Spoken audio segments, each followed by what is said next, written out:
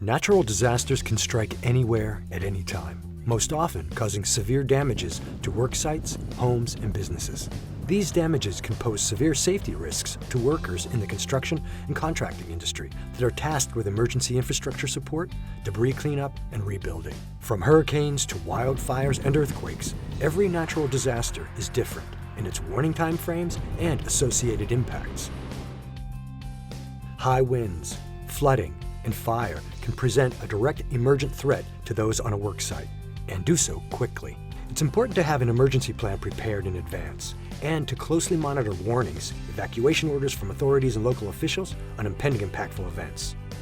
For some work sites and workplaces, an emergency action plan is required by OSHA.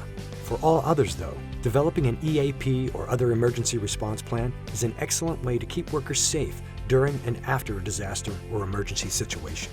Plans should be comprehensive, taking an all-hazards approach to the planning process in pre-forming a hazard assessment to determine all hazards that could cause an emergency, and outlining the processes and procedures in responding to those hazards.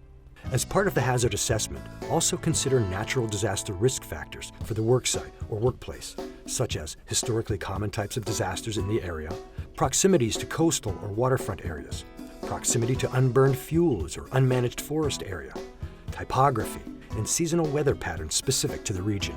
At a minimum, OSHA defines that an EAP should include the following: reporting procedures for emergencies and fires, evacuation procedures with route assignments, and a diagram of the evacuation route, and the process to account for all workers after an evacuation. Matt Murphy here. In addition, an EAP should also include the names and contact information for internal and external stakeholders, with additional emergency information, as well as any procedures for workers who remain to perform essential or emergency services after an evacuation. Finally, any rescue or medical responsibilities for workers should be outlined. Once in place, EAPs or emergency plans should be communicated and made available to the worksite, including trainings for workers on the procedures around evacuations, assembly points, and the emergency alarm system. Should the arrival of a natural disaster or emergency be known or imminent, pay close attention to the local authorities and officials' reports regarding changing weather conditions and evacuation orders. Have emergency supplies, PPE, and communications devices, such as radios, staged should an evacuation or shelter-in-place order be called.